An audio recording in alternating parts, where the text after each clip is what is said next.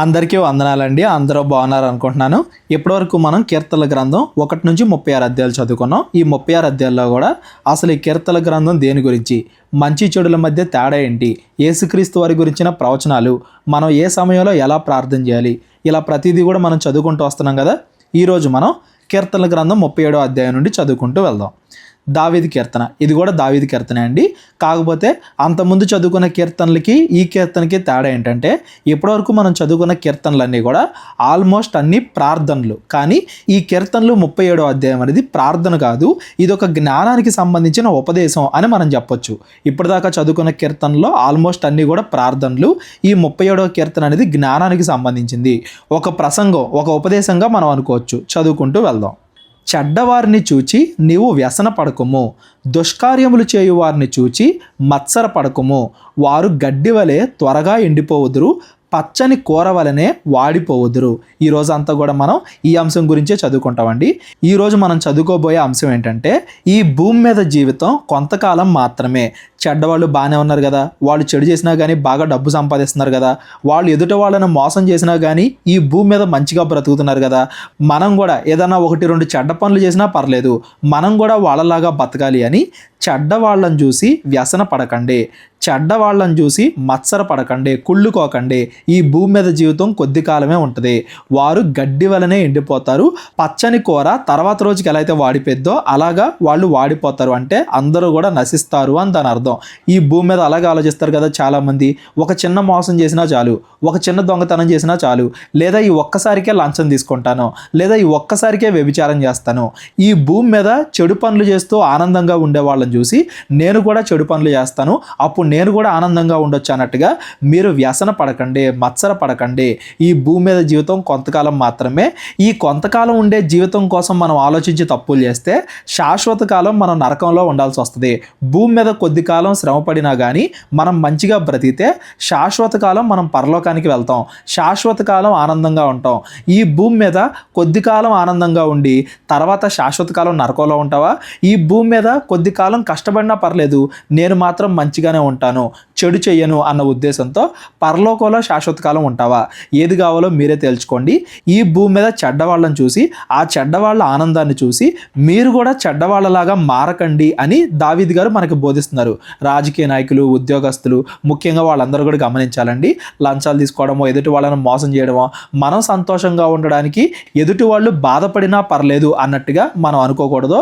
అలా మనం అనుకుంటే ఏదో కొద్ది కాలం ఈ భూమి మీద బతుకున్నంత వరకు ఆనందంగా ఉండగలమేమో కానీ చనిపోయిన తర్వాత దేవుడు మనకి నరకాన్ని ఇస్తాడు అనే భయం కూడా మనందరికీ కూడా ఉండాలి. యెహోవా యందు నమ్మిక ఉంచి మేలు చేయుము, దేశమందు నివసించి సత్యమును అనుసరించుము. యెహోవాను బట్టి సంతోషించుము, ఆయన నీ హృదయ వాంఛలను తీర్చును. ఈ భూమి మీద ఉండే డబ్బును బట్టో, శరీర కోరికలను బట్టో, వాటిని బట్టి కాదు, యెహోవాను బట్టి, దేవుణ్ణి బట్టి సంతోషించండి. నేను దేవుడి ఇష్టానుసారంగా నడుచుకుంటున్నాను, దేవుడు చెప్పింది చేస్తున్నాను కాబట్టి ఈ భూమి మీద నాకేం కావాలో కూడా దేవుడు చూసుకుంటాడు. నా హృదయ వాంఛలు, ఏదైనా నా కోరికలు ఉంటే దేవుడు ఈ భూమి మీద కూడా తీరుస్తాడు. ఒకవేళ ఈ భూమి మీద నేను ఏమైనా కష్టాలు పడినా కానీ నేను చనిపోయిన తర్వాత పరలోకానికి వెళ్తాను, శాశ్వత కాల ఆనందాన్ని పొందుకుంటాను. దేవుడి యందు నమ్మిక ఉంచి మేలు చేయండి అంటే మంచి పనులు మాత్రమే చేయండి, మంచిగా బ్రతకండి, ఎవరిని మోసం చేయకండి, కష్టపడి బ్రతకండి, వీలైతే ఎవరికైనా సహాయం చేయండి, మేలు చేయండి, సత్యాన్ని అనుసరించి నడుచుకోండి. అంతేగాని చెడ్డవాళ్ళ దారిలోకి మీరు వెళ్ళిపోకండి, ఆ చెడ్డవారిలాగా మీరు బ్రతకండి. దేవుణ్ణి బట్టి ఆనందించండి. మనం ఎంతగా దేవుడి చిత్తానుసారంగా నడుచుకుంటున్నాం అనే దాన్ని బట్టే మన అచ్చే ఉండాలి కానీ ఈ లోకాన్ని బట్టి కాదు అని దావీదు గారు మనందరికీ కూడా బోధిస్తున్నారు. నీ మార్గమును యెహోవాకు అప్పగింపుము, నీవు ఆయన్ను నమ్ముకొనుము, ఆయన నీ కార్యము నెరవేర్చును. మనం ఎలా నడుచుకోవాలి, ఏం చేయాలి, ఏం చేయకూడదు, ఇవన్నీ కూడా దేవుడికి అప్పగించండి. దురాశతో మీ మార్గాలు మార్చేసుకుని చెడ్డవారి మార్గాల్లోకి మీరు వెళ్ళిపోకండి. దేవుడు చెప్పిన మార్గంలోనే మీరు నడవండి, దేవుడిని నమ్ముకోండి. దేవుడు అప్పుడు మనకి ఈ భూమి మీద ఏం కావాలో అది దేవుడు ఖచ్చితంగా దయచేస్తాడు. ఆయన వెలుగు వలె నీ నీతిని, మధ్యాహ్నం వలె నీ నిర్దోషత్వమును వెల్లడి చేయును. ఎవరైనా భూమి మీద దేవుడి మీద భక్తి కలిగిన వాళ్ళు సిగ్గుపడరు, ఎందుకంటే వాళ్ళ భక్తిని దేవుడు ఒకానొక రోజున అందరికీ కూడా తెలియజేస్తాడు. ఈ భూమి మీద అది బయటపడినా బయటపడకపోయినా యేసుక్రీస్తు వారి తీర్పు సమయంలో ఆయన అందరికీ కూడా తీర్పు తీరుస్తాడు కదా, ఆ సమయంలో మనం ఎంత మంచిగా బ్రతికాం, మన భక్తిని అందరికీ కూడా అంతకుముందు చనిపోయిన వాళ్ళకి, తర్వాత పుట్టబోయే వాళ్ళకి, ఈ ప్రపంచంలో ఉన్న వాళ్ళందరి ఎదుట వీళ్ళు భక్తులు, వీళ్ళు నీతిమంతులు అని దేవుడు మనల్ని పొగిడి ఆయనతో పాటుగా మనల్ని పరలోకాన్ని తీసుకెళ్తాడు. అందరి ముందు మన నీతి అనేది బయటపడిద్ది, అందరి ముందు కూడా మన నిర్దోషం అనేది బయటపడిద్ది. దాన్ని దృష్టిలో పెట్టుకోండి. ఈ భూమి మీద మనం కొంతకాలం మాత్రమే నివసిస్తాం. ఈ కొంతకాలం మనం మంచిగా ఉంటే, నీతిగా నడుచుకుంటే శాశ్వత కాలం మనం బాగుంటాం. ఈ కొంతకాలం ఆనందం కోసం మనం పాపంలో పడిపోతే శాశ్వత కాలం నరకంలోనికి వెళ్తాం. ఆ విషయాన్ని మీరు అందరూ కూడా గుర్తు చేసుకోండి అని దావీదు గారు మనకి బోధిస్తున్నారు.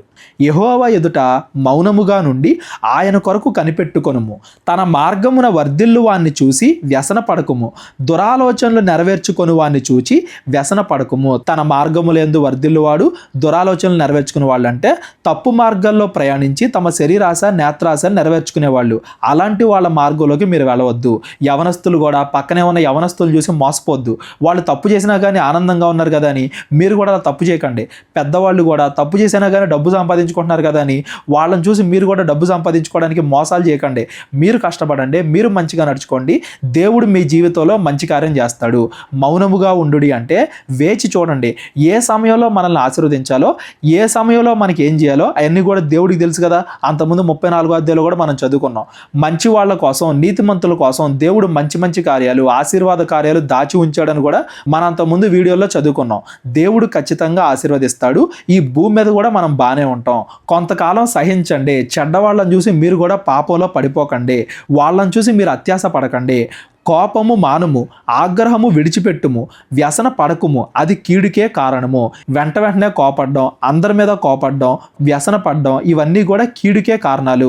నేను ఇంకెప్పుడు డబ్బు సంపాదిస్తాను, నేను ఇంకెప్పుడు గొప్పవాడిని అవుతాను, చుట్టుపక్కల చూడు అందరూ కూడా తప్పు చేసినా కానీ మంచిగా ఉన్నారు, నేను మాత్రం ఎందుకు మంచిగా ఉండాలి అని మిమ్మల్ని మీరు నిరుత్సాహపరచుకోకండి. ఈ భూమి మీద మనం కొంతకాలమే ఉంటాం. గడ్డి ఎండిపోయినట్టుగా, కూర వాడిపోయినట్టుగా అంత త్వరగా ఈ భూమి మీద కాలం అనేది ముగిసిపోద్ది. ఈ భూమి మీద జీవితంలో సహించండి, అంతేగాని పాపంలో పడిపోకండి. కొంతకాలం ఓపికతో ఉంటే దేవుడు మీకు మంచి కార్యాలు దయచేస్తాడు, పరలోకాన్ని కూడా ఇస్తాడు. ఈ భూమి మీద మనకేం కావాలో అవి మనకి దయచేస్తాడు, పరలోకాన్ని కూడా ఇస్తాడు. కొంతకాలం సహించండి. చెడ్డవాళ్ళ మార్గాల్లోకి మీరు కూడా వెళ్ళిపోకండి. కీడు చేయువారు నిర్మూలమగుదురు, యెహోవా కొరకు కనిపెట్టువారు దేశమును స్వతంత్రించుకొందురు. యేసుక్రీస్తు వారు మత్తయి సువార్తలో కూడా చెప్తారు కదా, కొండ మీద ప్రార్థనలో ఎవరైతే నీతిమంతులు ఉంటారో, మంచి వాళ్ళు ఉంటారో, ఈ భూమి మీద దీనత్వం కలిగిన వాళ్ళు ఉంటారో వాళ్ళు ఈ భూమిని స్వతంత్రించుకొందురు. అంటే ఈ భూమి మీద దేవుడు వాళ్ళకి మేలు చేస్తాడు. ఒకవేళ ఈ భూమి మీద మేలు చేయకపోయినా కొత్త భూమి, కొత్త ఆకాశం, పరలోకాన్ని ఇస్తాడు. అక్కడ శాశ్వత కాలం ఆనందంతో మనం ఉంటాం. కీడు చేసేవాళ్ళు నిర్మూలమగుతారు, వాళ్ళందరూ కూడా నరకానికి వెళ్ళిపోతారు. మీకు ₹1,00,000 ఇస్తాం, ఒక్కరోజు కష్టపడింది అంటే కష్టపడరా, మీకు తర్వాత మంచి భవిష్యత్తు ఉంటుంది, ఇప్పుడు బాగా చదువుకోండి అంటే బాగా చదువుకోరా, మీకు తర్వాత మంచి జాబ్ వస్తుంది, ఇప్పుడు చదువుకోండి అంటే చదువుకోరా, తర్వాత జీవితం బాగుంటుందని ఇప్పుడు మనం కష్టపడతాం కదా. పరలోకంలో శాశ్వత కాల ఆనందాన్ని దేవుడు ఇస్తా అన్నాడు. ఈ భూమి మీద పాపం చేయకుండా మనం మంచిగా బ్రతకాలి. ఏవైనా కష్టాలు పడినా నీతి కోసమే కదా పడేది, మంచి కార్యాల కోసమే కదా పడేది. ఈ భూమి మీద తప్పు చేయకుండా మనం బ్రతకాలి. అలా మనం బ్రతకగలిగితే మనం పరలోకానికి వెళ్తాం. లేదు బ్రతికినంతకాలం నేను కీడు చేస్తానే బ్రతుకుతాను, ఇదే జీవితం అనుకుంటూ బ్రతుకుతాను అనుకుంటే మనం నశించిపోతాం, నరకానికి వెళ్ళిపోతాం. భక్తిహీనులు, చెడ్డవాళ్ళు, దేవుడు లేడు ఇదే జీవితం అనుకుని ఈ భూమి మీద చెడ్డ పనులు చేస్తూ ఉంటారు. దేవుడు తీర్పు తీర్చడో, దేవుడు ఉంటే కదా అనుకుని వాళ్ళు చెడ్డ కార్యాలు చేస్తారని అంతకుముందు కీర్తనలో కూడా మనం చాలాసార్లు చదువుకున్నాం. ఒకవేళ అలా మనం బ్రతికితే, మనం అలా పాపాలు చేసుకుంటా బ్రతికితే మనందరం కూడా నాశనం అవుతాం. ఇంకా కొంతకాలమునకు భక్తిహీనులు లేకపోవుదురు, వారి స్థలమును జాగ్రత్తగా పరిశీలించినను వారు కనబడకపోవుదురు. కొంతకాలం అంటే కొంతకాలం తర్వాత, ఈ భూమి మీద జీవితం తర్వాత వాళ్ళు ఇంకా కనబడకుండా పోతారు. ఎంత పరిశీలించినా కానీ వాళ్ళు మనకు కనబడరు. దేవుడు అంతగా వాళ్ళని నాశనం చేస్తాడు.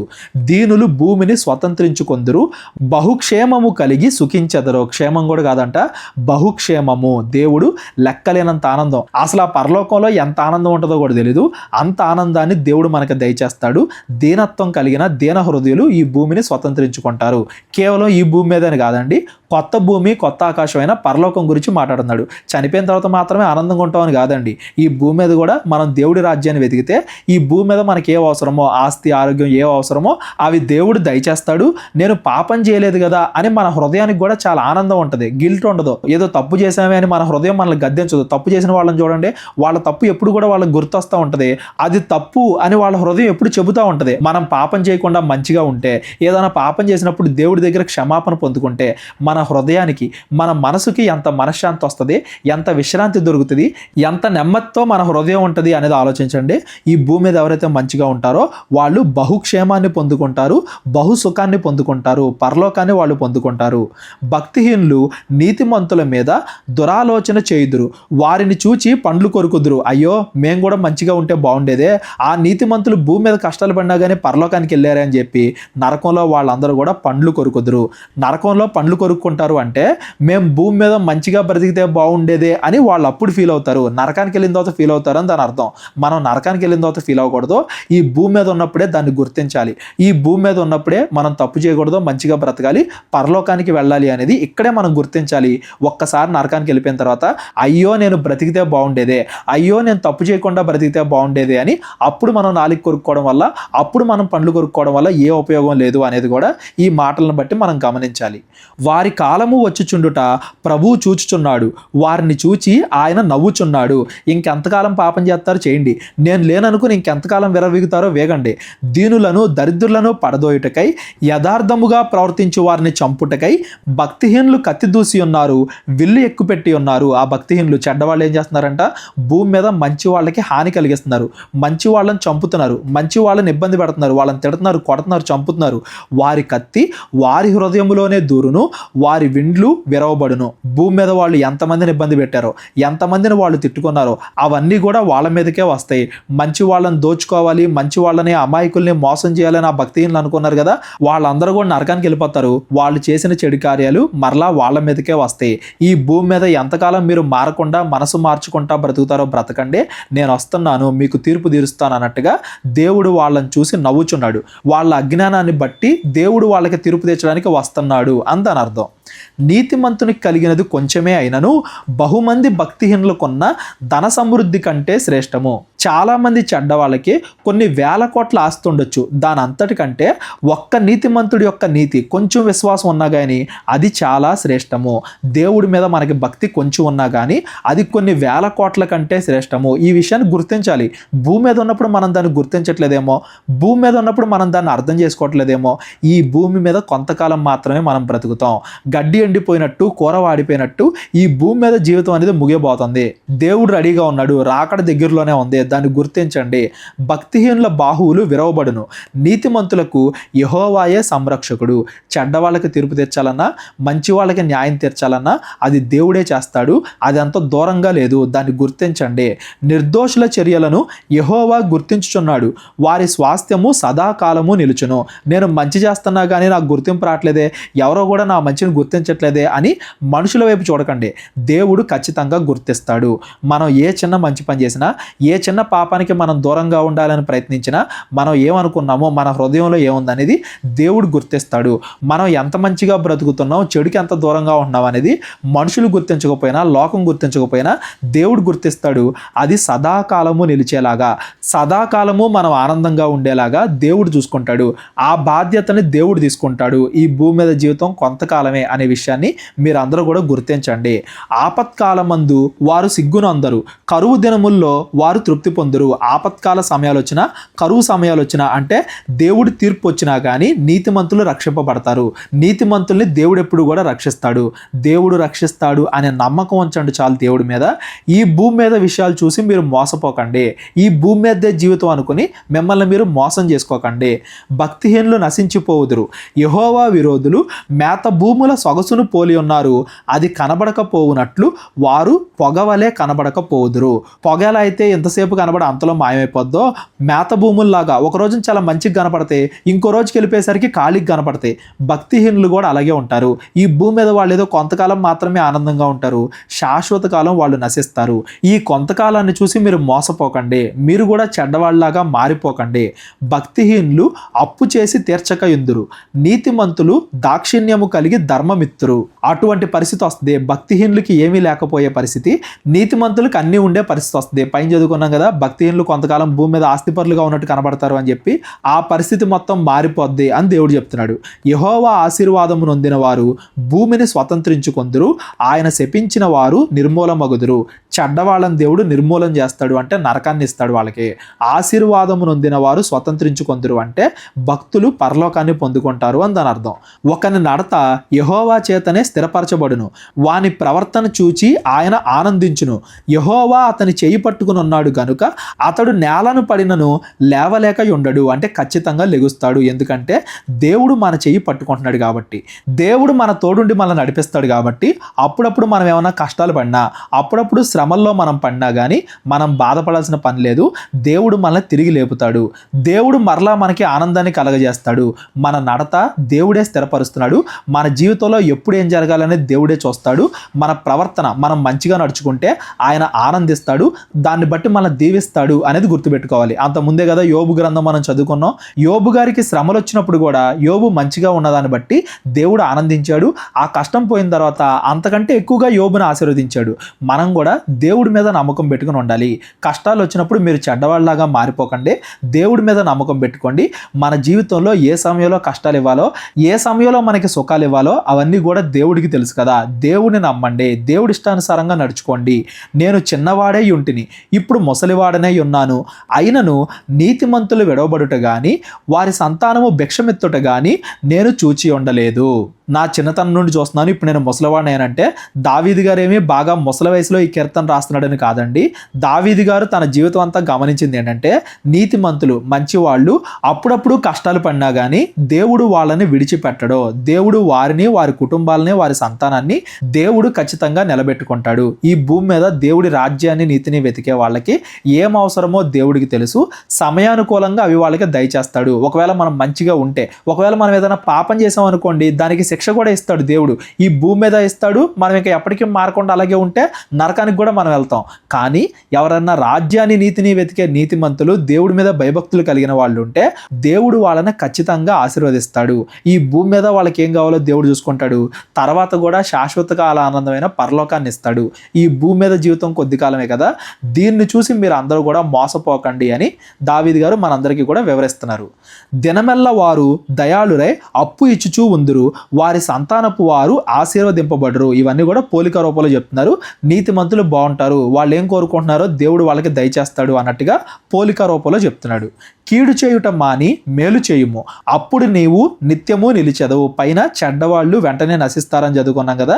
మనం నిత్యము నిలవాలంటే, వెంటనే నశించకూడదంటే మేలు చేయాలి. మేలు చేయడం అంటే దేవుడు బైబిల్లో ఏవైతే ఆజ్ఞలు చెప్పాడో వాటన్నిటి ప్రకారంగా నడుచుకోవడం, అదే మేలు చేయడం అంటే. ఏలైనగా యెహోవా న్యాయమును ప్రేమించువాడు, ఆయన తన భక్తులను విడవడు. వారెన్నటెన్నటికి కాపాడబడుదురు గాని భక్తిహీనుల సంతానము నిర్మూలమగును. ఎన్నటెన్నటికి అంటే వాళ్ళందరూ కూడా పరలోకానికి వెళ్తారు, భక్తిహీనులు చెడ్డ వాళ్ళందరూ కూడా నరకానికి వెళ్తారు అని దాని అర్థం. నీతిమంతులు భూమిని స్వతంత్రించుకొందురు, వారు దానిలో నిత్యము నివసించెదరు. ఈ మాట ఇప్పటికే మనం చాలాసార్లు చూసాం. భూమి అనగానే కేవలం ఈ భూమి మీద మాత్రమే అనుకోకండి. కొత్త భూమి, కొత్త ఆకాశం, పరలోకం గురించి కూడా ఇక్కడ చెప్పబడుతుంది. ఈ భూమి మీద మనం మంచిగా ఉంటాం, అలాగే మనం మంచిగా ఉంటే పరలోకానికి కూడా మనం వెళ్తాం. అంతేగాని ఈ భూమి మీద ఉండే కొద్ది కాల ఆనందాన్ని చూసి, తప్పు చేసినా కానీ వచ్చే తాత్కాలిక ఆనందాలను చూసి మీరు మోసపోకండి, అలాగని మీరు పాపంలో పడిపోకండి. అపవాది మిమ్మల్ని అలాగా ప్రేరేపించింది, జాగ్రత్తగా ఉండండి అని దావీదు గారు మనందరికీ కూడా జ్ఞానాన్ని బోధిస్తున్నారు. నీతిమంతుల నోరు జ్ఞానమును గూర్చి వచించును, వారి నాలుక న్యాయమును ప్రకటించును. వారి దేవుని ధర్మశాస్త్రము వారి హృదయములో ఉన్నది, వారి అడుగులు జారవు. మనం ఎప్పుడు కూడా దేవుడి చిత్తానుసారం వాక్యానుసారంగా ప్రవర్తిస్తే, దేవుడి మాటలు మన హృదయంలో ఉంచుకుంటే, ఎప్పటికప్పుడు బైబిల్ నేర్చుకుంటూ చదువుకుంటూ దాన్ని పాటిస్తూ ఉంటే మన అడుగులు జారవు, మనం ఎక్కడ కూడా పాపంలో పడిపోము, ఈ లోకపు ఆశల్లో మనం చిక్కుకోము, జ్ఞానం కలిగి మనం ప్రవర్తిస్తాము, పాపానికి దూరంగా ఉంటాము అనేది దాని యొక్క భావం. భక్తిహీనులు నీతిమంతుల కొరకు పొంచి ఉండి వారిని చంపజూతురు, వారి చేతికి యెహోవా నీతిమంతులను అప్పగింపడు, వారు విమర్శకు వచ్చినప్పుడు ఆయన వారిని దోషులుగా ఎంచడు. భక్తిహీనులు ఎప్పుడు కూడా వాళ్ళను కూడా పాపంలో పడేయాలని చూస్తారు. ఒకవేళ వాళ్ళు పాపంలో పడకపోతే వాళ్ళని చంపాలని, తిట్టాలని, కొట్టాలని, అవమానపరచాలని చూస్తారు. అలా భక్తిహీనులు ప్రయత్నిస్తూ ఉంటారు. దేవుడు ఆ భక్తిహీనులకే తీర్పు తీరుస్తాడు కానీ నీతిమంతుల్ని దేవుడు కాపాడతాడు. నీతిమంతుల్ని దేవుడు నరకంలో పడేయడు, వాళ్ళని దోషులుగా ఎంచడు. యెహోవా కొరకు కనిపెట్టుకొని ఉండుము, ఆయన మార్గమును అనుసరించుము, భూమిని స్వతంత్రించుకొనున్నట్లు ఆయన నిన్ను హెచ్చించును, భక్తిహీనులు నిర్మూలము కాగా నీవు చూచెదవు, భూమిని స్వతంత్రించుకొందును అనే మాట దావీదు అన్నిసార్లు మాట్లాడుతున్నాడంటే, ఇజ్రాయేలీలు చాలాసార్లు బానిసత్వంలోకి వెళ్ళిపోవడం, దావీదు గారు కూడా శ్రమల్లో ఉన్నప్పుడు సౌలుకి దూరంగా, ఇజ్రాయెల్ దేశానికి దూరంగా వెళ్ళిపోయి పారిపోవడం, ఇవన్నీ కూడా మనం గమనించాం కదా. దావీదు వైపు నుండి ఆలోచిస్తే మంచి వాళ్ళందరూ కూడా ఇజ్రాయెల్ దేశానికి మరల వెళ్తారు అనేది ఒకటి. మన సైడ్ నుండి ఈ కొత్త నిబంధన ప్రకారంగా మనం ఆలోచిస్తే మంచి వాళ్ళందరూ కూడా పరలోకానికి వెళ్తారు, పరలోక రాజ్యం నుండి వాళ్ళు పరలోకానికి వెళ్తారు. ఈ భావాలన్నీ కూడా ఈ వచనాల్లో ఉన్నాయి. ఇవన్నీ కూడా కొత్త నిబంధనలు నెరవేరుతున్నాయి, పరిపూర్ణమవుతున్నాయి. యేసుక్రీస్తు వారి రెండవ రాకడతో ఇదంతా కూడా ముగిసిపోయింది. ఇంకా చెడ్డ వాళ్ళకి ఫైనల్ తీర్పు, మంచి వాళ్ళకి ఫైనల్గా న్యాయం పరలోకం, అక్కడతో ఇదంతా కూడా ముగిసిపోయింది అనేది కూడా మనం గమనించాలి. ఇప్పటిదాకా చదువుకున్న దాంట్లో ఎవరికైనా డౌట్స్ ఉంటే డిస్క్రిప్షన్లో నా నెంబర్ ఉంటుంది, కాల్ కానీ వాట్సాప్ కానీ చేయండి. భక్తిహీనుడు ఎంతో ప్రబలియుండుట నేను చూచి ఉంటిని, అది మొలిచిన చోటనే విస్తరించిన చెట్టు వలె వాడు వర్ధిల్లుచుండెను. ఈ భూమి మీద ఒక్కోసారి చెడ్డవాళ్ళు ఆనందపడతా ఉంటారు. వాళ్ళు చెడు పనులు చేసినా కానీ, వేరే వాళ్ళని మోసం చేసినా కానీ, భూమి మీద బాగా ఆస్తిని సంపాదించుకోవడం, పరువు, పలుకుబడి, పదవులు అలాంటివన్నీ కూడా వాళ్ళు సంపాదించడం, అలాంటివి భూమి మీద జరుగుతూ ఉంటాయి. చెడ్డవాళ్ళు ఒక్కోసారి భూమి మీద ఆనందపడతా ఉంటారు. దాన్ని చూసి మీరు కూడా పాపలో పడిపోకండి, దాన్ని చూసి మీరు మోసపోకండి. అయినను ఒకడు ఆ దారిని పోయి చూడగా వాడు లేకపోయెను, నేను వెతికి తిని గాని వాడు కనబడకపోయెను. ఆ చెడుతనాన్ని చూసి ఎవరైతే దాన్ని అనుసరిస్తారో వాళ్ళందరూ కూడా వాళ్ళతో పాటు నరకానికి వెళ్ళిపోతారు. నేను కూడా ఈ భూమి మీద ఆనందంగా ఉంటాను కదా అని నేను కూడా చెడు చేయాలని ప్రయత్నిస్తే, ఆ మార్గంలోనే నేను కూడా నడిస్తే నేను కూడా తర్వాత నరకానికి వెళ్ళిపోతాను, కనబడకుండా పోతాను. నిర్దోషులను కనిపెట్టుము, యథార్థవంతులను చూడుము, సమాధానపరచు వారి సంతతి నిలుచును గాని ఒకడైనను నిలవకుండా అపరాధులు నశించుదురు. మనం మంచి వాళ్ళ గురించే మాట్లాడుకుంటాం, మంచి వాళ్ళనే ఆదర్శంగా తీసుకుంటాం, మంచి వాళ్ళే పరలోకానికి వెళ్తారు కానీ చెడ్డవాళ్ళు నశిస్తారు, వాళ్ళ జ్ఞాపకం కూడా ఎవరికీ ఉండదు. భక్తిహీనుల సంతతి నిర్మూలమగును, యెహోవాయే నీతిమంతులకు రక్షణ ఆధారము, బాధ కలుగునప్పుడు ఆయనే వారికి ఆశ్రయదుర్గము, యెహోవా వారికి సహాయుడై వారిని రక్షించును, వారు యెహోవా శరణుజొచ్చి ఉన్నారు గనుక ఆయన భక్తిహీనుల చేతిలో నుండి వారిని విడిపించి రక్షించును. ఈ భూమి మీద దేవుడు రక్షిస్తాడు, ఫైనల్గా పరలోకాన్ని కూడా దేవుడు ఇస్తాడు. దేవుడి మీద నమ్మకాన్ని పెట్టుకుని బతకండి. ఈ భూమి మీద చెడ్డవాళ్ళు ఆనందపడ్డాన్ని చూసి మీరు మోసపోకండి, మీరు కూడా చెడు క్రియల్లోకి వెళ్ళిపోకండి. ఈ భూమి మీద ఉండేది కొంతకాలం మాత్రమే. ఈ భూమి మీద జీవితం గడ్డి వంటిది, ఈ భూమి మీద జీవితం వాడిపోయే పచ్చని కూర వంటిది. కాబట్టి ఈ భూమి మీద జీవితాన్ని చూసి పరలోక జీవితాన్ని, శాశ్వత జీవితాన్ని మీరు కోల్పోకండి అనేది దావీదు గారు ఈ కీర్తన ద్వారా మనకి వివరిస్తున్నారు. కీర్తనల గ్రంథం 38వ అధ్యాయం. ఈ 38వ అధ్యాయం మరలా ప్రార్థన అండి. 37వ అధ్యాయం ప్రార్థన కాదు, అది జ్ఞానానికి సంబంధించిన ఉపదేశం. 38వ అధ్యాయం మరలా దావీదు గారు చేస్తున్న ప్రార్థన, జ్ఞాపకార్థమైనది, అంటే ఎప్పటికప్పుడు జ్ఞాపకం చేసుకోవాల్సింది. కీర్తనల గ్రంథంలో నేను చెప్పాను కదా 7 ఉంటాయి. మనం పాపం చేసి అది తప్పు అని గుర్తించి ఇంకోసారి నేను పాపం చేయని ప్రభువా నన్ను క్షమించు అని దేవుడి ఎదుట పశ్చాత్తాపడే కీర్తనలు ఈ కీర్తనల గ్రంథంలో ముఖ్యంగా 7 ఉంటాయి. 7ని కూడా మనం గుర్తుపెట్టుకోవాలి. అంతకుముందు 6వ అధ్యాయం చదువుకున్నాం, 32వ అధ్యాయం చదువుకున్నాం, ఇప్పుడు 38, ఆ తర్వాత మరలా 51, 102 అవన్నీ కూడా ఉన్నాయి. మొత్తం 7 కీర్తనలు ఉంటాయి. ఆ 7 కీర్తనల్లో ఇది 3వ కీర్తన. మనం పాపం చేసినప్పుడు దేవుడి ఎదుట ఎలా పశ్చాత్తాపడాలి, దేవుడిని ఎలా క్షమాపణ అడగాలి అని ప్రార్థన చేసే విధానం ఈ కీర్తన, దావీదు కీర్తన. ఇది దావీదు గారు రాసింది. దావీదు గారు బత్షెబ విషయంలో పాపం చేసినప్పుడు కానీ, ఆ తర్వాత ఎక్కడైనా కానీ దేవుడికి వ్యతిరేకంగా తప్పిపోయినప్పుడు కానీ, ఆ సమయంలో దావీదు గారు ఈ కీర్తన రాస్తున్నారని దాని అర్థం. మనం కూడా ఏదైనా పాపం చేసినప్పుడు దేవుడి దగ్గర ఎలా పశ్చాత్తాపడాలి అనేది చదువుకుంటూ వెళ్దాం. యెహోవా కోపోద్రేకము చేత నన్ను గద్దింపకుము, నీ ఉగ్రత చేత నన్ను శిక్షింపకము. మనం పాపం చేసినప్పుడు దేవుడికి ఖచ్చితంగా కోపం వచ్చింది కదండి. మంచి వాళ్ళు కూడా, దేవుడి ఎదుట భయభక్తులు కలిగిన వాళ్ళు కూడా పాపం చేస్తే దేవుడికి ఇంకా ఎక్కువ కోపం వచ్చింది. ప్రభువా నన్ను శిక్షింపకు, నన్ను క్షమించు, ఇంకోసారి నేను పాపం చేయను. నీ బాణములు నాలో గట్టిగా నాటి ఉన్నవి, నీ చెయ్యి నా మీద భారముగా ఉన్నది. మనం పాపం చేస్తే అది పాపం అని దేవుడు మనకి తెలియజేస్తాడు కదా. ఏదో ఒక శ్రమ రప్పించి, కష్టం రప్పించి నువ్వు పాపంలో ఉన్నావు అని మనకి తెలియజేస్తాడు కదా. ఆ పాపం తర్వాత వచ్చే శిక్ష అనేది చాలా భారంగా ఉంటుంది. నేను ఇప్పుడు అది అనుభవిస్తున్నాను. ఆ పాప భారాన్ని, ఆ పాప శిక్షను నేను అనుభవిస్తున్నా. నన్ను క్షమించు ప్రభువా, నేను ఇంకోసారి తప్పు చేయను. నీ కోపాగ్ని వలన ఆరోగ్యము నా శరీరమును విడిచిపోయాను. నా పాపమును బట్టి నా ఎముకల్లో స్వస్థత లేదు. దావీదు గారు ఇది కేవలం శరీర ఆరోగ్యం గురించే మాట్లాడట్లేదండి, మానసిక ఆరోగ్యం గురించి కూడా మాట్లాడుతున్నాడు. మనం ఏదైనా పాపం చేసినప్పుడు మనశ్శాంతి ఉండదు కదా. అయ్యో నేను పాపం చేస్తానే, లేదా వ్యభిచారం చేస్తానే అని మనశ్శాంతి లేకుండా ఉంటాం. మనం పాపం చేసినప్పుడు నాకు అలా మనశ్శాంతి లేదు. నా శరీరము కృషించిపోతుంది, నా మనసు కూడా కృషించిపోతుంది. నేను పశ్చాత్తాపడుతున్నాను. ప్రభువా నన్ను క్షమించు. నా దోషములు నా తల మీదుగా పొర్లిపోయినవి, నేను మోయలేని బరువు వలె అవి నా మీద మోపబడి ఉన్నవి. నేను చేసిన పాపాలు ఎంత పెద్దవో, నా దోషాలు ఎంత పెద్దవో నాకు తెలుస్తుంది. ఆ భారం నేను ఇప్పుడు మోస్తున్నాను. నువ్వు నన్ను క్షమిస్తేనే, క్షమించాను అని నాకు రుజువు చూపిస్తేనే అప్పుడు మాత్రమే నా మనసు ప్రశాంతంగా ఉంటుంది. నన్ను క్షమించు ప్రభువా, నన్ను క్షమించు అని దావీదు గారు ఇక్కడ ప్రార్థన చేస్తున్నారు. నా మూర్ఖత వలన కలిగిన గాయములు దుర్వాసన గలవై స్రవించుచున్నవి. నేను శ్రమ చేత మిక్కిలు కుంగి ఉన్నాను, దినమెల్లా దుఃఖాక్రాంతుడనై సంచరించుచున్నాను.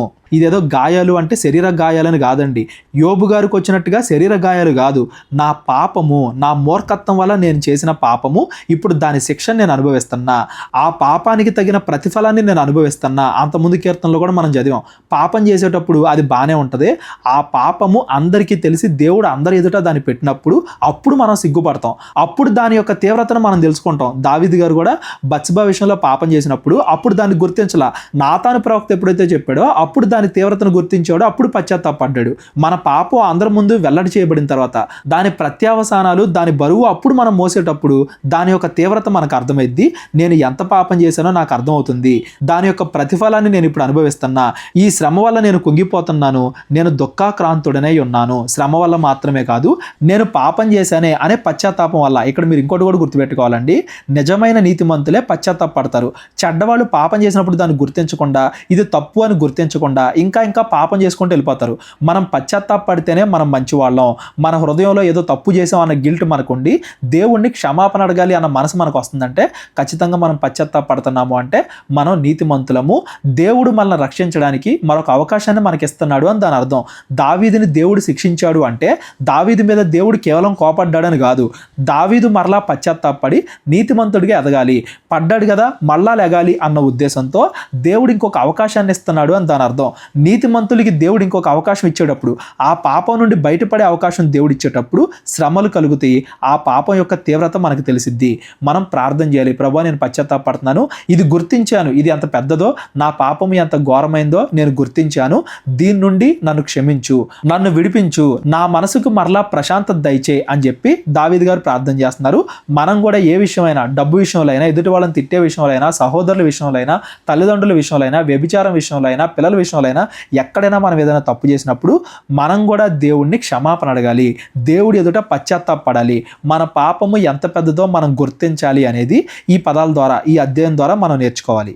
నా నడుము తాపముతో నిండి ఉన్నది, నా శరీరములో ఆరోగ్యము లేదు, నేను సొమ్మసిల్లి బహుగా నలిగి ఉన్నాను, నా మనోవేదనను బట్టి కేకలు వేయుచున్నాను. మనకి ఎప్పుడు అనారోగ్యం కలిగినా అది మనం ఏదో పాపం చేసామని కాదండి.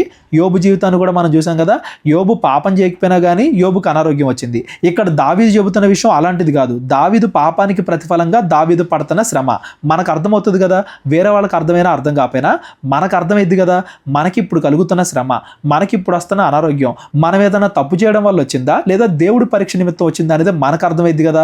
ఒకవేళ మనం ఏ తప్పు చేయకుండానే మనకి శ్రమ వచ్చిందంటే యోబు గారి లాగా మనం ప్రార్థన చేయాలి. ప్రభువా నన్ను రక్షించు, నాలో పాపం లేదని గుర్తించు అన్నట్టుగా యోబు గారి లాగా మనం ప్రార్థన చేయాలి.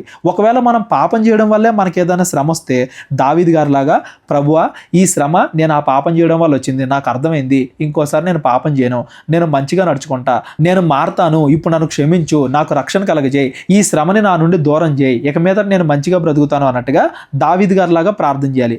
మన జీవితంలో కలిగే శ్రమలు ఎటువంటివో మనం గుర్తించాలి, దానికి తగినట్టుగా మనం దేవుణ్ణి ప్రార్థించాలి అనేది కూడా ఈ విషయాలను బట్టి గమనించాలి. ఇప్పుడు దాకా చెప్పిన దాంట్లో ఎవరికైనా ఏదైనా డౌట్ ఉంటే డిస్క్రిప్షన్లో నా నెంబర్ ఉంటుంది, కాల్ కానీ వాట్సాప్ కానీ చేయండి. ప్రభువా నా అభిలాష అంతయు నీకే కనబడుచున్నది, నా నిట్టూర్పులు నీకు దాచబడి ఉండలేదు, నా గుండె కొట్టుకొనుచున్నది, నా బలము నన్ను విడిచిపోయెను, నా కనుదృష్టియు తప్పిపోయెను. ఇప్పుడు నేను ఎంతగా బాధపడుతున్నానో, దావీదు గారు తప్పు చేసినప్పుడు ఉపవాసాలు ఉన్నారు, ప్రార్థన చేశారు, నేను ఎంతగా బాధపడుతున్నానో, నా శరీరము నా మనసు ఎంతగా బాధపడుతుందో నువ్వు చూస్తున్నావు కదా, నన్ను క్షమించు. నా స్నేహితులను నా చెలికాండ్రును నా తెగులు చూచి ఎడముగా నిలుచున్నారు, నా బంధువులు దూరముగా నిలుచున్నారు. నేను చేసిన పాపాన్ని బట్టి, నాకు కలిగిన ఈ శ్రమను బట్టి వాళ్ళందరూ కూడా దూరం అయిపోయారు. నాకు నా ప్రాణము తీయజూచువారు ఉర్లు ఒడ్డుచున్నారు, నాకు కీడు చేయజూచువారు హానికరమైన మాటలు పలుకుచు దినమెల్లా కపటోపాయములు పన్నుచున్నారు. మనం ఏదైనా ఒక తప్పు చేస్తే మన శత్రువులందరూ దాన్నే పట్టుకుని మరలా మనం నిందిస్తారు కదా, దాన్ని అవకాశంగా తీసుకుని మనల్ని నాశనం చేయాలని చూస్తారు కదా. అలాగా దావీదు గారి జీవితంలో కూడా జరుగుతుంది. మీరు యోబు గ్రంథానికి ఇక్కడ చదువుకున్న కీర్తనకి తేడా గమనించాలి. యోబు గ్రంథంలో యోబు ఏ తప్పు చేయకపోయినా కానీ యోబుకు శ్రమలు వచ్చాయి. ఇక్కడ దావీదు గారు మాట్లాడుతున్న సందర్భం తప్పు చేయడం వల్ల వచ్చింది. అది వేరు ఇది వేరు. అక్కడ ఎలా ప్రార్థన చేయాలనేది అక్కడ మనం చదువుకున్నాం, ఇక్కడ ఎలా ప్రార్థన చేయాలనేది ఇప్పుడు చదువుకుంటున్నాం. మనం పాపం చేసినప్పుడు ఏదైనా శ్రమ వస్తే దాన్ని బట్టి దేవుడిని క్షమాపణ అడగాలి, దేవుడి ఎదుట పశ్చాత్తాపడాలి. ప్రభువా ఇంకోసారి నేను ఈ పాపం చేయను, ఇప్పుడు కలుగుతున్న ఈ శ్రమ నుండి నన్ను దూరం చేయి, ఇప్పుడు కలుగుతున్న ఈ శ్రమ నుండి నన్ను విడిపించు. నా శత్రువులు దీన్ని అవకాశంగా తీసుకుని నన్ను నా కుటుంబాన్ని ఇంకా నిందిస్తున్నారు, ఇంకా పాడు చేయాలని చూస్తున్నారు, నువ్వు నన్ను రక్షించు అన్నట్టుగా దావీదు గారు ప్రార్థన చేస్తున్నారు. చెవిటివాడనైనట్టు నేను వెనకై ఉన్నాను, మోగవాడైనట్టు నోరు తెరుచుట మానితిని, నేను వినలేని వాడినైతిని, ఎదురు మాట పలకలేని వాడినైతిని. ఎందుకలా అయ్యాడు? దావీదు వైపు తప్పు ఉంది కాబట్టి. మనం తప్పు చేసినప్పుడు ఏదైనా శ్రమ కలిగితే మనం ఎదురు తిరిగి మాట్లాడకూడదు, మనం మౌనంగా ఉండి దేవుణ్ణి క్షమాపణ వేడుకోవాలి. అదే యోబు గారు అయితే ఆయన తప్పు చేయకపోయినా కానీ శ్రమ వచ్చింది కాబట్టి నేను తప్పు చేయలేదు అని ధైర్యంగా మాట్లాడాడు. ఒకవేళ మనలో ఏదైనా పాపం ఉంటే ఎదుటి వాళ్ళు దాన్ని బట్టి మనం నిందిస్తుంటే మనం ఎదురు తిరిగి మీలో కూడా పాపం ఉంది కదా, మీరు కూడా తప్పు చేశారు కదా, నేను ఒక్కడనే తప్పు చేశానా, మీరు కూడా తప్పు చేశారు కదా అన్నట్టుగా మనం తిరిగి వాళ్ళని నిందించకూడదు, మనం వాళ్ళని తిరిగి ప్రశ్నించడమో అలా చేయకూడదు. మనలో తప్పు ఉన్నప్పుడు మనం మాట్లాడకుండా సైలెంట్గా ఉండి దేవుణ్ణే క్షమాపణ అడగాలి, దేవుడి ఎదుటే మన ప్రార్థన పెట్టాలి. దేవుడు మనల్ని క్షమించిన తర్వాత మన క్రియల ద్వారా మన మారిన జీవితాన్ని చూపించాలే కానీ మనం తప్పు చేసినా కానీ ఏమీ లేదన్నట్టుగా ఎదుటి వాళ్ళ మీద మాటలతో ఎగిసిపడకూడదు అనేది కూడా దీన్ని బట్టి మనం గమనించాలి. యెహోవా నీ కొరకే నేను కనిపెట్టుకొని ఉన్నాను, నా కాలు జారిన ఎడల వారు నా మీద అసూయపడుదురు అని నేను అనుకొనుచున్నాను. ప్రభువా నా దేవా నీవే ఉత్తరం ఇచ్చెదవు, నన్ను బట్టి వారు సంతోషించకపోవుదురుగాక. ఆల్రెడీ నేను చేసిన దాన్ని బట్టి వాళ్ళు నన్ను నిందిస్తున్నారు, నేను ఇంకా పాపంలో పడిపోకుండా చూడు, నేను ఇంకా తప్పు చేయకుండా చూడు, నన్ను బట్టి వాళ్ళు సంతోషించకుండా ఉండేలా చూడు, నన్ను క్షమించు, నా పాపాన్ని క్షమించు, నేను పడబోవునట్లున్నాను, నా మనోదుఃఖము నన్నెన్నడూనూ విడవదు, నా దోషమును నేను ఒప్పుకొనుచున్నాను, నా పాపమును గూర్చి విచారపడుచున్నాను. దావీదు గారు తన పాపాన్ని కప్పిపెట్టుకోవట్లేదు. చూడండి, మనం కూడా ఎప్పుడైనా ఏదైనా పాపం చేసినప్పుడు దాన్ని దాచిపెట్టేయాలని చూడకూడదు. ఒకవేళ దాన్ని దాచిపెట్టేయాలని చూసినా కానీ దేవుడు ఖచ్చితంగా దాన్ని బయటికి తీసుకొస్తాడు. ఏ పాపమైనా కానీ బయటపడకుండా పోదు, రహస్యం ఏదైనా కానీ ఏదో ఒక రోజు బయటకు వస్తుంది. దాన్ని బట్టి మనం పశ్చాత్తాపడాలి, దేవుడిని క్షమాపణ అడగాలి, మన మనసును మార్చుకోవాలి, ఇంకోసారి పాపం చేయకుండా ఉండాలి. దీనికోసమే దేవుడు దాన్ని బయటకు తీసుకొస్తాడు. అది బయటకు వచ్చినప్పుడు మనం గుర్తించి ప్రభువా నేను పాపం చేశాను, విచారపడుతున్నాను, పశ్చాత్తాపడుతున్నాను, ఇంకోసారి నేను చేయను, నేను దాన్ని మానేశాను అన్నట్టుగా మనం ఒప్పుకొని దాన్ని విడిచిపెట్టాలే కానీ ఇంకా మోసం చేయాలని, ఇంకా దాన్ని కప్పిపుచ్చాలని, ఇంకా మనం పాపంలో పడిపోకూడదు. ఆ పాపం అనేది మన మరణానికి వెళ్ళేలాగా మనం దానికి ఛాన్స్ ఇవ్వకూడదు అనేది గుర్తుపెట్టుకోవాలి. నేను పడిపోబోచున్నాను అంటే అది నన్ను మరణానికి తీసుకెళ్తుంది. ఆ పాపం అనేది ఇంకా నన్ను అందులో పడేస్తుంది. నన్ను కాపాడు, నేను మరణం అవ్వకముందే నన్ను క్షమించు, నాకు మరలా అవకాశాన్ని ఇవ్వు అన్నట్టుగా దావీదు గారు ప్రార్థన చేస్తున్నారు. నా శత్రువులు చురుకైన వారు, బలవంతులై ఉన్నారు. నిర్హేతుకముగా నన్ను ద్వేషించువారు అనేకులు. మేలునకు ప్రతిగా వారు కీడు చేయుచున్నారు. నేను ఉత్తమమైన దాన్ని అనుసరించుట వలన వారు నాకు శత్రువులైరి. ఇప్పుడు నేను చేసిన పాపాన్ని బట్టి కాదు, వాళ్ళు అంతకు ముందు నుండే నాకు శత్రువులు. మనం నిన్నటి వీడియోలో కూడా మాట్లాడుకున్నాం కదా, నా శత్రువులు ఏ కారణం లేకుండా నన్ను ద్వేషిస్తున్నారు, ఏ కారణం లేకుండా నన్ను చంపాలని చూస్తున్నారని చెప్పి అవే మాటలు దావీదు గారు మరలా మాట్లాడుతూ, వాళ్ళందరూ కూడా నేను వాళ్ళకి మంచి చేసినా కానీ నా మీద తిరుగుబడ్డారు, ఇప్పుడు నేను చేసిన దాన్ని ఆసరాగా తీసుకుని ఇంకా ఎక్కువగా నన్ను దూషిస్తున్నారు. ఇది వాళ్ళకి ఇంకొంచెం బలాన్ని ఇస్తుంది. దీన్ని బట్టి ఇంకా వాళ్ళు నా మీద తిరుగుబాటు చేస్తున్నారు. యెహోవా నన్ను విడవకుము, నా దేవా నాకు దూరముగా ఉండకుము. రక్షణకర్తవైన నా ప్రభువా నా సహాయమునకు త్వరగా రమ్ము. ప్రభువా నన్ను త్వరగా క్షమించు. ప్రభువా నన్ను శిక్షించుకో, నాకు దూరముగా ఉండకో, నన్ను విడవకు. ఏదైనా పాపం చేసినప్పుడు ప్రభువా నా మీద కోపడకో, నాకు దూరం అవ్వకు అని మనం ప్రార్థన చేయాలి. చాలా మంది ఏం చేస్తారంటే, ఎలాగో పాపం చేశాను కదా, నా గురించి అందరూ చెడ్డగా అనుకుంటారేమో, సంఘస్థులందరూ నా గురించి తప్పుగా అనుకుంటారేమో, ఇంకా నా మొహం వాళ్ళకి ఎలా చూపించాలి, ఇంకా నా మొహం దేవుడికి ఎలా చూపించాలి, ఇంకా దేవుడి దగ్గర నేను ఎలా ప్రార్థన చేయాలి అన్నట్టుగా ఇంకా పాపంలో పడిపోతారు. ఏదన్నా ఒక్క తప్పు చేస్తే ఇంకా దేవుడికి దూరం అయిపోతారు. అలా మనం ఉండకూడదు. ఏదన్నా తప్పు చేస్తే దానికి క్షమాపణ అడిగి ప్రభువా నన్ను నీ దగ్గర చేర్చుకోని మనం దేవుడికి ఇంకా దగ్గర అవ్వాలే కానీ ఇంకా దేవుడికి దూరం అయిపోకూడదు. ఏదైనా తప్పు చేసినప్పుడు దేవుడు మనం మారాలి అనే కోరుకుంటాడు కానీ మన మొహం దేవుడికి ఎలా చూపిస్తాం అన్నట్టుగా మనం మారిపోకూడదు అనేది మనం గమనించాలి. కొత్త నిబంధనలు నేను ఎప్పుడు కూడా పేతురు గురించి ఇస్కరియోతు యోధ గురించి చెప్తాను కదా. పేతురు తప్పు చేశాడు, ఇస్కరియోతు యోధ కూడా తప్పు చేశాడు. పేతురు ఇస్కరియోతు యోధ ఇద్దరు తప్పు చేసినప్పటికీ వాళ్ళిద్దరికీ ఉన్న తేడా ఏంటంటే, పేతురు మరలా పశ్చాత్తాపడ్డాడు, మరలా దేవుడి దగ్గరికి వచ్చాడు, సంఘం మొత్తానికి పునాదిలాగా, సంఘం మొత్తానికి పెద్దలాగా, గొప్ప నాయకుడిలాగా తయారయ్యాడు. ఇస్కరియోతు యోధ తాను తప్పు చేసిన దాన్ని బట్టి పశ్చాత్తాపడకుండా, నేను తప్పు చేశాను, ఇంకా నా మొహం ఎలా చూపించుకోవాలి, శిష్యులందరికీ నా మొహం ఎలా చూపించాలి, దేవుడికి నా మొహం ఎలా చూపించాలి, ఇంకా దేవుడి దగ్గర నేను ఎలా పశ్చాత్తాపడాలి అన్నట్టుగా ఊరు పెట్టుకుని చచ్చిపోయాడు. మనం ఇస్కరియోతు యోధ లాగా ఉండకూడదు, పేతురులాగా ఉండాలి.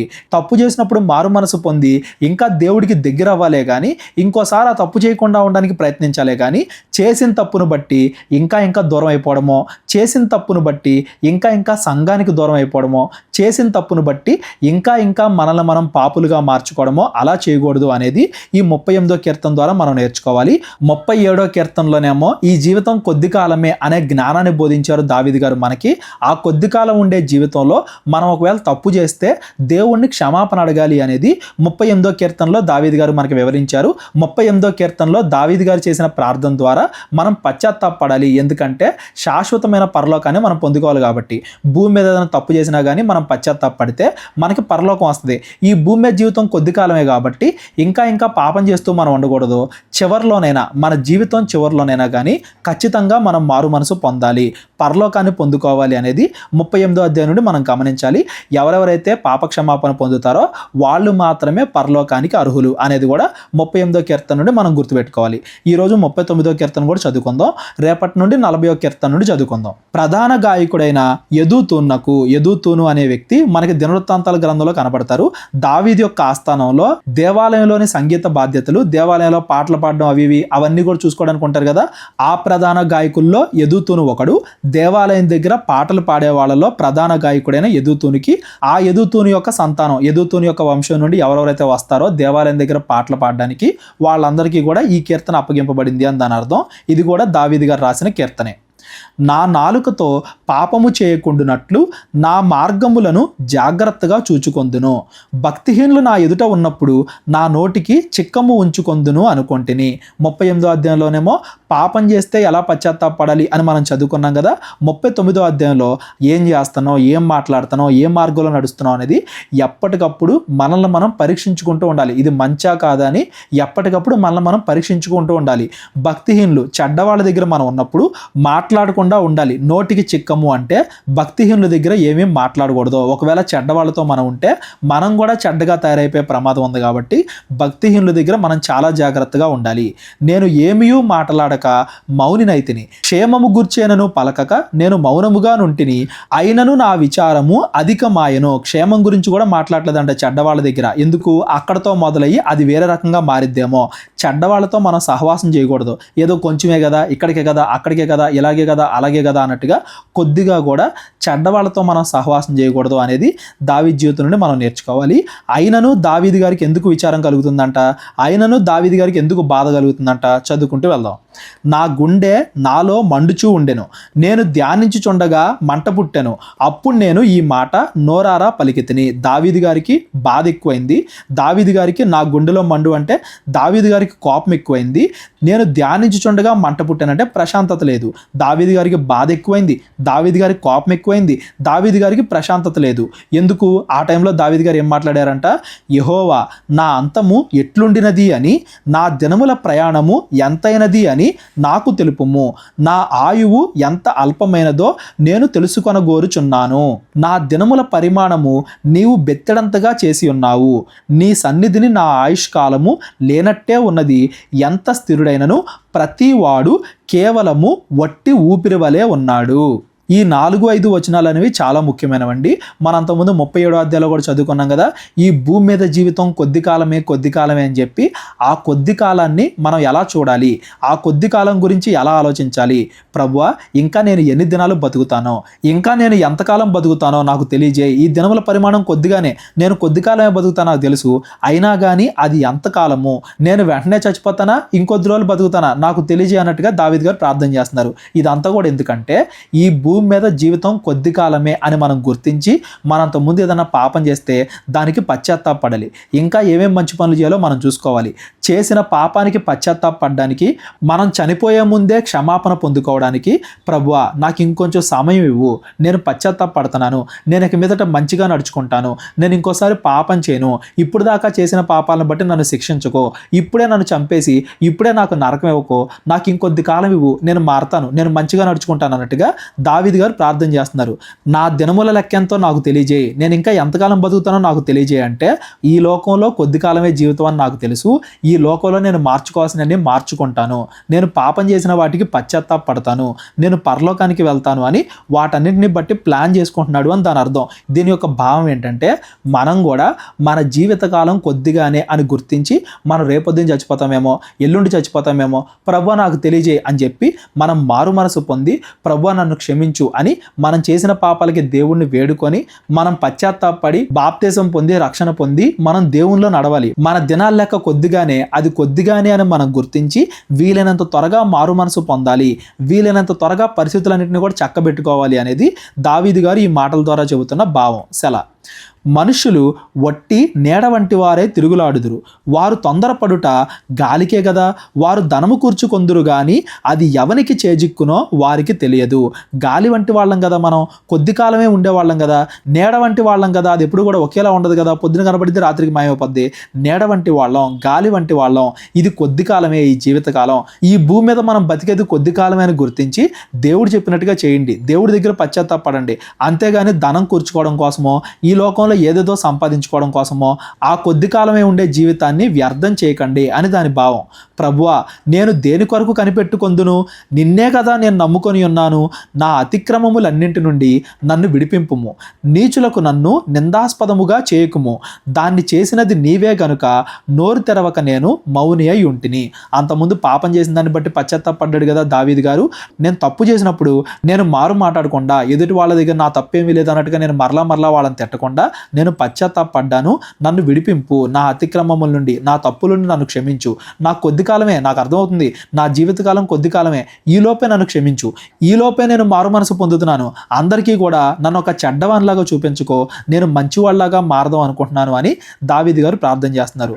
దావీదు గారు చూడండి ఎంత కంగారు పడుతున్నారో, మనకు కూడా అంత కంగారు ఉండాలి. రేపొద్దున మనం చచ్చిపోతామేమో, ఏ సమయంలో మనం చచ్చిపోతాం మనకు తెలియదు.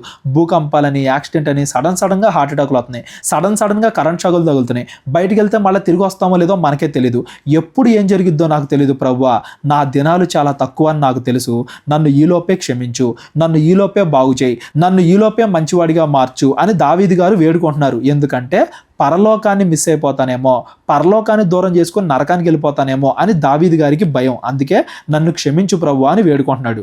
నీవు పంపిన తెగులు నా మీద నుండి తొలగింపుము, నీ చేతి దెబ్బ వలన నేను క్షీణించుచున్నాను. దోషములను బట్టి నీవు మనుషులను గద్దింపులతో శిక్షించినప్పుడు చెమ్మట కొట్టిన వస్త్రం వలె నీవు వారి అందము చెడగొట్టెదవు, నరులందరూ వట్టి ఊపిరి వంటివారు. నేను పాపం చేసిన దాన్ని బట్టే కదా నువ్వు నన్ను శిక్షించావు, నాకు అర్థమైంది. చిమ్మెట కొట్టిన వస్త్రం వలె నా అందం చెడిపోయింది. అంటే అంతకుముందు నేను మంచిగా ఉండేవాడిని. అందంగా అంటే ఏదో పైకి కనబడే అందం కాదండి. అంతకుముందు నేను నీతిమంతుల్లాగా ఉండేవాడిని. నా తప్పు తెలిసిన తర్వాత నేను పాపం చేశానని నాకు తెలిసింది. నరులందరూ వట్టి ఊపిరి వంటివారు. ఊపిరి వంటివారు అంటే ఊపిరి పీల్చి వదిలేస్తాం కదా వెంటనే, అలాగా ఇంతలో కనబడి అంతలో మాయమైపోయేవాళ్ళు అని దాని అర్థం. ప్రభువా, నువ్వు అనుకుంటే, నువ్వు కావాలనుకుంటే నన్ను వెంటనే చంపేయగలవు, కానీ చంపకో, నాకు నరకాన్ని ఇవ్వకో, ముందుగా నన్ను క్షమించు, నేను పశ్చాత్తాపడుతున్నాను, నాకు ఇంకా జీవాన్ని ఇవ్వు, నా జీవితాన్ని నేను మార్చుకుంటాను, నన్ను క్షమించి మరలా నన్ను నీతిమంతుడిగా చేయి, మరలా నన్ను అందంగా మార్చు. అందం అంటే బాహ్యంగా కాదండి, నా ఆత్మని మంచిగా మార్చు, నన్ను క్షమించు అని దావీదు గారు ప్రార్థన చేస్తున్నారు. యెహోవా, నా ప్రార్థన ఆలకింపుము, నా మొరకు చెవియొగ్గుము, నా కన్నీళ్లు చూచి మౌనముగా ఉండకుము. నీ దృష్టికి నేను అతిథి వంటి వాడను. అతిథి వంటి వాడు అంటే కొద్ది కాలమే ఉండేవాడు. అతిథి వచ్చి వెళ్ళిపోతాడు కదా మళ్ళీ వెంటనే. నేను కొద్ది కాలమే ఉండేవాడిని కదా.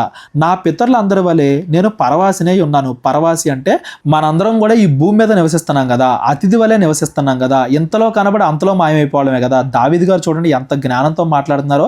తాను బాధలో ఉన్నప్పుడు కూడా ఈ భూమి మీద జీవితం కొద్ది కాలమే అని గుర్తించి శాశ్వతంగా నేను పరలోకానికో నరకానికి వెళ్ళిపోతాను కదా, ఈ భూమి మీద జీవితం గురించి నేను ఎందుకు ఆలోచించాలి? ప్రభువా, నన్ను క్షమించు, నేను మంచిగా మారతాను, నేను పశ్చాత్తాపడుతున్నాను, నేను పరలోకానికి రావాలనుకుంటున్నాను, ఈ భూమి మీద నేను చేసిన వాటికి నన్ను చంపేయకుండా, నన్ను శిక్షించకుండా నన్ను క్షమించు అని దావీదు గారు ప్రార్థన చేస్తున్నారు. నేను వెళ్ళిపోయి లేకపోక మునుపు నేను తెప్పరిల్లునట్లు నన్ను కోపముతో చూడకము. అంటే నేను చనిపోవడానికి ముందే నీ కోపాన్ని నా మీద నుండి తీసేయి, నేను చనిపోవడానికి ముందే నన్ను క్షమించు అని దావీదు గారు ప్రార్థన చేస్తున్నారు. ఈ 38, 39 ఈ 2 అధ్యాయాలు కూడా నన్ను క్షమించు, నేను చనిపోవడానికి ముందే నన్ను క్షమించు, నన్ను చంపకు అని దావీదు గారు ప్రార్థన చేస్తున్నారు. దావీదు గారు ఈరోజు మనం చదువుకున్న ఈ 3 అధ్యాయాల్లో మనకి చెప్పాలనుకుంటున్న విషయం ఏంటంటే, ఈ భూమి మీద జీవితం కొద్ది కాలమే. ఈ కొద్ది కాలమే ఉండే జీవితాన్ని ఈ లోకంలో ఉండే వాటిని సంపాదించుకోవడానికో లేకపోతే ఈ లోకస్తుల్లాగా పాపం చేయడానికో అలా వాడకండి. ఈ కొద్ది కాలమే ఉండే జీవితంలో మీరు దేవుడి చిత్తానుసారంగా నడుచుకోండి. ఒకవేళ ఏదైనా పాపం చేస్తే చనిపోకముందే పశ్చాత్తాపడండి. మనం ఎప్పుడు చచ్చిపోతామో తెలియదు కాబట్టి ఇప్పుడే పశ్చాత్తాపడండి. మీరు నరకా నుండి తప్పించుకోవాలంటే ఇప్పుడే పశ్చాత్తాపడాలి, ఇప్పుడే దేవుడిని క్షమాపణ అడగాలి. దేవుడు ఇప్పుడే మనల్ని క్షమించాలి. దానికి తగ్గట్టుగా మీ దినాల లెక్క ఎంత ఉందో మీరు లెక్కేసుకొని ఇప్పుడే పశ్చాత్తాపడండి. ప్రభువా, నన్ను క్షమించు అన్నట్టుగా, నన్ను ఈ శ్రమల నుండి దూరం చేయనట్టుగా దేవుణ్ణి వేడుకోండి అని దావీదు గారు ఇక్కడ ప్రార్థన చేస్తున్నారు. ఈ మాటలన్నీ కూడా కొత్త నిబంధనలో ఉన్న యేసుక్రీస్తు వారితో పరిపూర్ణమయ్యాయి. యేసుక్రీస్తు వారి శిలువ మరణం ద్వారా మనందరం కూడా పాపాలను పోగొట్టుకోవడానికి మనకు ఒక మార్గం దొరికింది. ఈ రోజు మనం ఏదైనా పాపం చేస్తే ఖచ్చితంగా దానికి క్షమాపణ పొందాలి, పశ్చాత్తాపడాలి, బాప్తీసం తీసుకోవాలి, రొట్టె ద్రాక్షరసం తీసుకోవాలి. ఎప్పటికప్పుడు మనం మంచివారిగా మారుతూ ఉండాలి, పాపాన్ని దూరం చేసుకుంటూ ఉండాలి అనేది ఈ రోజు మనం చదువుకున్న ఈ 3 కీర్తనలు 37, 38, 39 ఈ 3 అధ్యాయాల ద్వారా మనం గమనించాలి. ఈ 3 అధ్యాయాల్లో ఎవరికైనా అర్థం కాకపోతే డిస్క్రిప్షన్లో నా నెంబర్ ఉంటుంది, కాల్ కానీ వాట్సాప్ కానీ చేయండి. 40వ అధ్యాయం నుండి మనం రేపొద్దున చదువుకుందాం.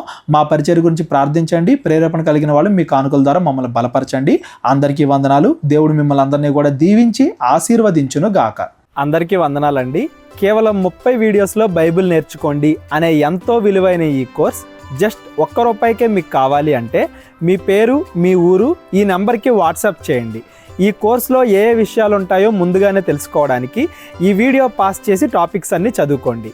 క్రైస్తవులందరూ ఈ బైబిల్ కోర్స్ వినాలి అని మేము కోరుకుంటున్నాం. అందరినీ దేవుడు దీవించును గాక. ఆమెన్.